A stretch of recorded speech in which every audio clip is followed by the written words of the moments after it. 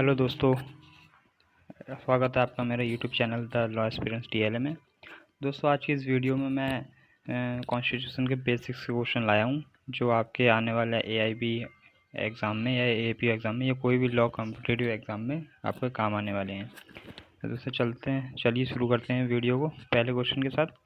तो question number 1 कहता है, which of the following is considered the supreme source of power. तो option आपके सामने, A Supreme court of India, B Parliament of India, C President of India या D Constitution of India. तो दोस्तों पहला question बात करता है किसे शक्ति का सर्वोच्च स्रोत माना जाता है। ये भारत के परिप्रेक्ष्य में बात कर रहा है। तो ऑप्शन समझ ही गए आप सब लोग। तो इसका जो राइट आंसर होगा दोस्तों वो होगा option number D, Constitution of India. Constitution of India को जो है हम सुप्रीम सोर्स ऑफ पावर मानते हैं, यानी कि शक्ति का सर्वोच्च स्रोत मानते हैं। इससे ऊपर भारत में हम किसी को नहीं रखते हैं। और रही बात जुडिशरी में, तो सबसे ऊपर वाली जो जुडिशरी होती है वो सुप्रीम कोर्ट ऑफ इंडिया। और जो भारत का पहला नागरिक कहलाता है, जो प्रथम, वो कहलाता है प्रेसिडेंट ऑफ इंडिया।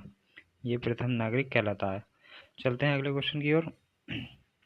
अगला क्वेश्चन नंबर 2 बात करता है the Indian constitution is dedicated to, यानी कि भारतीय संविधान समर्पित है। किसको समर्पित है? तो ऑप्शन आपके सामने, ए टू द कॉन्स्टिट्यूशन असेंबली यानी कि संविधान सभा, और बी है टू द पार्लियामेंट यानी संसद, सी है सोसाइटी यानी कि संपूर्ण समाज, और डी है पीपल ऑफ इंडिया भारत की जनता। तो दोस्तों हम जब प्रियम्बल ऑफ द कॉन्स्टिट्यूशन देखते हैं तो हम पढ़ते हैं कि we the people of India, यानी कि हम भारत के लोग, यानी कि भारत की जनता। तो इसका जो राइट आंसर होगा दोस्तों वो होगा option number D, to the people of India, यानी भारत की जनता को जो है समर्पित है। चलते हैं अगले क्वेश्चन की ओर। अगला क्वेश्चन दोस्तों बात करता है question number 3, when did the British parliament pass the Indian independence act. तो यानी कि ब्रिटेन की संसद ने जो है भारतीय स्वतंत्रता अधिनियम पारित किया था। तो सबसे पहले जान लेते हैं ये अधिनियम कब का है। ये अधिनियम 1947 का ही अधिनियम है, भारत स्वतंत्रता अधिनियम। और ये जो ऑप्शन है आपके सामने, ए जुलाई 1947, बी अगस्त 1947, सी जनवरी 1947 या डी जून 1947। तो दोस्तों जो क्वेश्चन नंबर 3 का आंसर है वो है ए जुलाई 1947, यानी कि जुलाई 1947। इसी दिन जो है ये एक्ट पारित हुआ था ब्रिटेन की संसद में। चलते हैं अगले क्वेश्चन की ओर। अगला क्वेश्चन नंबर 4 बात करता है दोस्तों, how many articles and schedules were there in the original Indian constitution, यानी कि मूल भारतीय संविधान में कुल कितने अनुच्छेद तथा अनुसूचियाँ थी। तो दोस्तों ऑप्शन आपके सामने, ए 395 आर्टिकल्स एंड 8 शेड्यूल्स, यानी कि 395 अनुच्छेद और 8 अनुसूचियाँ। ऑप्शन बी है 394 अनुच्छेद और 9 अनुसूचियाँ। ऑप्शन सी है 396 आर्टिकल्स एंड 10 शेड्यूल्स, और ऑप्शन डी है 395 आर्टिकल्स एंड 7 शेड्यूल्स। जो दोस्तों मूल संविधान में जो अनुच्छेद हुआ करते थे वो 395, और आज भी जो है 395 ही हैं नंबर वाइज। लेकिन शेड्यूल जो थे मूल संविधान में वो 8 शेड्यूल थे, और आज की डेट में है 12। तो जो दोस्तों इसका राइट आंसर होगा क्वेश्चन नंबर 4 का वो होगा option number A is the right answer, के 395 आर्टिकल और 8 जो है अनुसूचियाँ थी मूल संविधान में। चलते हैं अगले क्वेश्चन की ओर। अगला क्वेश्चन नंबर 5 बात करता है, when did the Indian independence act 1947 come into effect, यानी कि भारतीय स्वतंत्रता अधिनियम 1947 कब प्रभावी हुआ था। तो दोस्तों ऑप्शन है आपके सामने, ए 18 जुलाई 1947, ऑप्शन बी 14 अगस्त 1947, ऑप्शन सी 3 जून 1947, और ऑप्शन डी 26 जुलाई 1947। तो दोस्तों भारतीय स्वतंत्रता अधिनियम जो 1947 था वो हमारा पास हुआ था 18 जुलाई 1947 को। मतलब जुलाई 1947 में ही पास हुआ था, लेकिन जो लागू हुआ था 18 जुलाई 1947 को लागू हुआ था। तो इसका राइट आंसर हो जाएगा ऑप्शन नंबर ए। चलते हैं अगले क्वेश्चन की ओर। अगला क्वेश्चन बात करता है question number 6, what was the basis for forming the constitution assembly of India, यानी कि भारत की संविधान सभा के गठन का आधार क्या था। तो दोस्तों देखते हैं ऑप्शन इसके, ए है वेवेल योजना यानी वेवेल स्कीम, बी है पूर्ण स्वराज प्रपोजल, और सी कैबिनेट मिशन प्लान यानी कैबिनेट मिशन योजना, और D all of the above. तो दोस्तों जो संविधान सभा का गठन का जो आधार था वो था कैबिनेट मिशन योजना यानी कि कैबिनेट मिशन प्लान। तो इसका जो राइट आंसर हो जाएगा दोस्तों क्वेश्चन नंबर 6 का हो जाएगा ऑप्शन नंबर सी। चलते हैं अगले क्वेश्चन की ओर। अगला क्वेश्चन नंबर 7 बात करता है who presided over the first meeting of the Constitution Assembly held on 9/12/1946 यानी कि 9 दिसंबर 1946 को संपन्न संविधान सभा की सर्वप्रथम बैठक की अध्यक्षता किसने की थी? तो आपके ऑप्शन है ए Rajendra Prasad, B S N Sinha यानी कि सच्चिदानंद सिन्हा, और सी जवाहरलाल नेहरू, या डी नन ऑफ दीज। तो दोस्तों जो हमारे इस क्वेश्चन नंबर 7 का जो राइट आंसर हुआ वो होगा option number B Shri S N Sinha यानी सच्चिदानंद सिन्हा। 9 दिसंबर को होने वाली बैठक में जो थे ये अध्यक्ष थे, लेकिन ये टेम्परेरी थे यानी कि अस्थायी। क्वेश्चन ऐसे ही बन जाता है कि इनमें से कौन अस्थायी संविधान सभा का अध्यक्ष था, संविधान सभा का अस्थायी अध्यक्ष था। तो दोस्तों एस एन सिन्हा, सच्चिदानंद सिन्हा। और अगर क्वेश्चन होता कि कौन संविधान सभा का अध्यक्ष है तो doctor Rajendra Prasad is the right answer होता, और ये परमानेंट थे जो कि 13 दिसंबर वाली बैठक यानी दूसरी बैठक में इन्होंने अध्यक्षता की थी। लेकिन क्वेश्चन नंबर 7 में पूछा गया है कि पहली मीटिंग के कौन थे, तो पहली मीटिंग 9 दिसंबर को हुई थी, तो इसका जो राइट आंसर हो जाएगा श्री एस एन सिन्हा यानी कि सच्चिदानंद सिन्हा। चलते हैं अगले क्वेश्चन की ओर। तो दोस्तों अगला क्वेश्चन ही वही आ गया जो मैं बता रहा था। Question number 8 who was the president of the constitution assembly. तो जो इसका राइट आंसर है दोस्तों वो है डॉक्टर राजेंद्र प्रसाद, ऑप्शन नंबर डी। और ऐसे क्वेश्चनों में हमें कंफ्यूज नहीं होना है, अगर यहाँ सच्चिदानंद सिन्हा भी होते ऑप्शन में तब भी हम डॉक्टर राजेंद्र प्रसाद ही लगाते, क्योंकि यहाँ डायरेक्ट प्रेसिडेंट पूछा है, टेम्परेरी, परमानेंट या डेट या कोई ऐसी मीटिंग का कुछ नहीं है, सिर्फ इन्होंने प्रेसिडेंट पूछा, तो हम प्रेसिडेंट जो है राजेंद्र प्रसाद को ही लगाएंगे। चलते हैं अगले क्वेश्चन की ओर। अगला क्वेश्चन नंबर 9 बात करता है which day is celebrated as constitution day, यानी कि किस दिन को संविधान दिवस के रूप में मनाया जाता है। तो दोस्तों ऑप्शन है आपके सामने ए 9 नवंबर, ऑप्शन बी 25 नवंबर, सी 26 नवंबर, या डी 18 दिसंबर। तो दोस्तों कॉन्स्टिट्यूशन डे है संविधान दिवस, हम लोग हर साल जिस दिन संविधान हमारा लागू हुआ मतलब बना था, बन के तैयार हुआ था और संविधान सभा द्वारा हमारे अंगीकृत किया गया था, अडॉप्ट किया गया था, वो डेट थी 26 नवंबर 1949। तो इस डेट पे ही हमारा संविधान जो है बनकर तैयार हुआ था और अडॉप्ट किया गया था हमारी संविधान सभा द्वारा, इसीलिए हम 26 नवंबर को ही कॉन्स्टिट्यूशन डे मनाते हैं, यानी right answer option number C. तो दोस्तों ये कब से मनाने स्टार्ट हुआ है, ये जब 2014 में बीजेपी गवर्नमेंट आई थी यानी प्रधानमंत्री मोदी जी बने थे, तब से 2015 से ये जो है लागू किया गया था कि हर वर्ष प्रत्येक साल यानी कि every year we should celebrate the constitution day as मतलब on the date of 26 November. तब से जो है कंटिन्यू हम कॉन्स्टिट्यूशन डे मना रहे हैं इस डेट पे। चलते हैं अगले क्वेश्चन की ओर।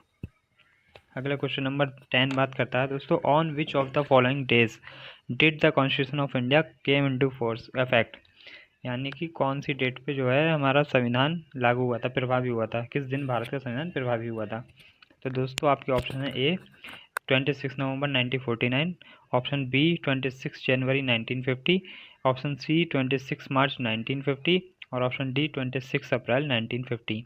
तो दोस्तों सभी को पता है कि हमारा जो भारतीय संविधान लागू हुआ था वो 26 जनवरी 1950 को लागू हुआ था, और इसी दिन हम रिपब्लिक डे बनाते हैं, रिपब्लिक डे इसी दिन हम मनाते हैं, रिपब्लिक डे यानी कि गणतंत्र दिवस। प्रत्येक साल हम गणतंत्र दिवस 26 जनवरी को मनाते हैं, किस उपलक्ष्य में, क्योंकि इस डेट पे हमारा संविधान बनकर लागू हुआ था, तैयार हमारा 26 नवंबर यानी कि 2 महीना पहले 1949 में ही हो गया था और अडॉप्ट भी कर लिया गया था, लेकिन जो पूरी तरीके से लागू हुआ था वो 26 जनवरी 1950 को। चलते हैं अगले क्वेश्चन की ओर। अगला क्वेश्चन नंबर 11 बात करता है दोस्तों who is called the author of the constitution of India independent India. यहाँ स्वतंत्र भारत की बात कर रहा है, तो स्वतंत्र भारत के संविधान का रचयिता किससे कहा जाता है। तो ऑप्शन है आपके सामने ए जवाहरलाल नेहरू, बी राजेंद्र प्रसाद, सी सर्वपल्ली राधाकृष्णन यानी एस राधाकृष्णन, और डी बी आर अम्बेडकर यानी कि भीमराव अम्बेडकर। तो दोस्तों जो हमारे भारत के संविधान के रचयिता कहा जाता है वो कहा जाता है डॉक्टर बी आर अम्बेडकर साहब को, इन्हें हम फादर ऑफ द कॉन्स्टिट्यूशन भी बोलते हैं और इन्हें जो है बाबा साहब के नाम से भी जानते हैं, बाबा साहब भीमराव अम्बेडकर के नाम से भी जानते हैं। चलते हैं अगले क्वेश्चन की ओर। अगला क्वेश्चन नंबर 12 बात कर रहा है when was the work of making the constitution completed, यानी कि संविधान बनाने का काम कब पूर्ण हो गया था, कब पूरा हो गया था। तो दोस्तों सबको पता है 26 नवंबर 1949 में अभी भी कई बार बता चुका हूँ। 26 नवंबर 1949 को हमारा संविधान बनकर तैयार हो गया था और हमारी कॉन्स्टिट्यूशन असेंबली द्वारा अडॉप्ट कर लिया गया था। तो इसका जो राइट आंसर हो जाएगा वो हो जाएगा ऑप्शन नंबर ए। चलते हैं अगले क्वेश्चन की ओर। अगला क्वेश्चन नंबर 13 बात करता है दोस्तों, by which of the following was the dyarchy system establish in India, यानी कि भारत में द्वैत शासन पद्धति की स्थापना निम्नलिखित में से किसके द्वारा की गई थी। जो दोस्तों क्वेश्चन नंबर 13 का ऑप्शन देखते हैं। Option number A Indian Council Act 1909, option number B Government of India Act यानी 1935, और ऑप्शन सी है गवर्नमेंट ऑफ इंडिया एक्ट 1919, और option D none of the above. तो जो दोस्तों क्वेश्चन नंबर 13 का राइट आंसर है दोस्तों वो है गवर्नमेंट ऑफ इंडिया एक्ट 1999, मतलब 1919। दोस्तों इस एक्ट को हम जो है भारत सरकार अधिनियम है, एक होता है सर दोस्तों कि भारत परिषद अधिनियम, यानी कि भारत परिषद इंडियन काउंसिल एक्ट, जिसको हम मॉन्टेग्यू चैम्सफोर्ड एक्ट के नाम से भी जानते हैं, और एक किया गया एक इंडियन काउंसिल एक्ट 1909 वाला, इसको हम मतलब मिंटो और मार्ले सुधार जो है नाम से जानते हैं। ये दोनों एक्ट भी जो है पूछे जाते हैं एग्जाम में। चलते हैं अगले क्वेश्चन की ओर। अगला क्वेश्चन नंबर 14 बात करता है दोस्तों, what is sovereignty related to under the constitution, संविधान के अंतर्गत प्रभुसत्ता किससे संबंधित है। तो दोस्तों ऑप्शन है A president, B parliament, C public, D executive judiciary and legislature. तो जो क्वेश्चन नंबर 14 का जो ऑप्शन है दोस्तों वो है ए मतलब प्रेसिडेंट, और जो राइट आंसर होगा 14 का वो होगा ऑप्शन नंबर सी पब्लिक, यानी कि जनता। जनता में ही प्रभुसत्ता निहित होती है हमारे संविधान के अकॉर्डिंग। चलते हैं अब अगले क्वेश्चन की ओर। अगला क्वेश्चन नंबर 15 बात करता है दोस्तों, which Indian artist has decorated the handwritten copy of the constitution, यानी कि किस भारतीय कलाकार ने संविधान की हस्तलिखित प्रति सुसज्जित की है, किसने अपनी हस्तलिखित प्रति। तो ऑप्शन आपके सामने A Mihir Sen, B S N Banerjee यानी कि Surendra Nath Banerjee, option C Mukesh Bandopadhyay, option D Nandlal Bose. जो दोस्तों जो हस्तलिखित प्रति जिसने सुसज्जित की थी, जिस कलाकार ने भारतीय का, हम उसे जानते हैं नंदलाल बोस के नाम से। तो इसका राइट आंसर होगा ऑप्शन नंबर डी। चलते हैं अगले क्वेश्चन की ओर। अगला क्वेश्चन नंबर 16 बात करता है दोस्तों, which of the following has been describe as the paradise of advocates, यानी कि इनमें से किससे मतलब इनमें से किसे अधिवक्ताओं का स्वर्ग वर्णित किया गया है। तो आपके ऑप्शन है दोस्तों A constitution of India Bharat का संविधान, बी इंडियन पैनल कोड यानी भारतीय दंड संहिता, C code of criminal procedure यानी दंड प्रक्रिया संहिता, और D supreme court of India सर्वोच्च न्यायालय भारत का। तो दोस्तों क्वेश्चन नंबर 16 का जो राइट आंसर होगा वो होगा option number A constitution of India. इसको भारत का मतलब अधिवक्ताओं का स्वर्ग कहा गया है। तो और जो दोस्तों आईपीसी और सीआरपीसी हैं ये जो है इंडियन लॉ हैं जो कि अब रिपील कर दिए गए हैं 2023 में ही, 25 दिसंबर 2023 से ये चीज़ रिपील हो गई है। और सुप्रीम कोर्ट ऑफ इंडिया हमारा जो है सबको पता है दिल्ली में है। चलते हैं अगले क्वेश्चन की ओर। अगला क्वेश्चन नंबर 17 बात करता है दोस्तों, who was the first governor general of independent India, Bharat का मतलब स्वतंत्र भारत का जो सर्वप्रथम गवर्नर जनरल था वो कौन था। तो ऑप्शन है A Shri Chakravarti Rajagopalachari, B lord Mountbatten, C doctor Rajendra Prasad, D none of these. तो जो दोस्तों क्वेश्चन नंबर 17 का राइट आंसर होगा वो होगा ऑप्शन नंबर ए श्री सी राजगोपालाचारी यानी चक्रवर्ती राजगोपालाचारी। ये जो है स्वतंत्र भारत के प्रथम गवर्नर जनरल बने थे लॉर्ड माउंटबेटन के बाद। चलते हैं अगले क्वेश्चन की ओर। अगला क्वेश्चन नंबर 18 बात करता है दोस्तों, who among the following said that the Indian constitution is a federation with strong centralising tendencies, यानी कि इनमें से किसने कहा था कि भारतीय संविधान शक्तिशाली केंद्रीकरण प्रवृत्ति युक्त एक संघ है। तो ऑप्शन है आपके सामने ए केसी वेयर, और B K A B Dicey, C sir Ivor Jennings, और D none of the above, none of the these मतलब नन ऑफ दीज इनमें से कोई नहीं। तो क्वेश्चन नंबर 18 जो का राइट आंसर जो दोस्तों है वो है सर आइवर जेनिंग।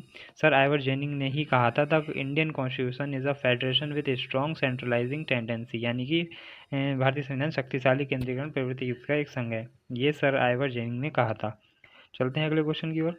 अगला क्वेश्चन नंबर 19 बात करता है दोस्तों, which of the following is not an essential feature of the federation constitution, यानी कि निम्नलिखित में से क्या एक संघीय संविधान की अनिवार्य विशेषता नहीं है। तो ऑप्शन आपके सामने A distribution of rights and powers, यानी कि अधिकारों और शक्तियों का वितरण, और ऑप्शन बी है सुपरमेसी ऑफ द कॉन्स्टिट्यूशन, संविधान की सर्वोच्चता।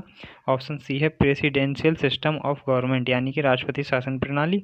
और ऑप्शन डी है रिटन कॉन्स्टिट्यूशन, यानी लिखित संविधान। तो दोस्तों भारत में जो संघीय संविधान की भारत में क्या संघीय संविधान की जो अनिवार्यता विशेषता होती है वो ये सब होती है, बस जो नहीं होती वो होता है प्रेसिडेंशियल सिस्टम ऑफ गवर्नमेंट, यानी कि ऑप्शन नंबर सी इसका राइट आंसर होगा। चलते हैं अगले और लास्ट क्वेश्चन की ओर। ये हमारी आज की वीडियो का लास्ट क्वेश्चन है। ये बात करता है which of the following determines the federal character of the Indian constitution, यानी कि निम्नलिखित में से क्या भारतीय संविधान के संघीय चरित्र को निर्धारित करता है।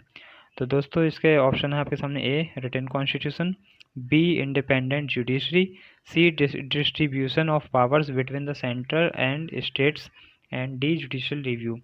तो दोस्तों जो क्वेश्चन नंबर 20 का जो आंसर है वो है option number C distribution of powers between the centre and the states. ये जो है भारतीय संविधान संघीय चित्र को निर्धारित करता है, यानी कि फेडरल कैरेक्टर को जो है डिसाइड करता है, डिटरमाइंस करता है। तो दोस्तों आज की वीडियो के लिए बस इतना ही।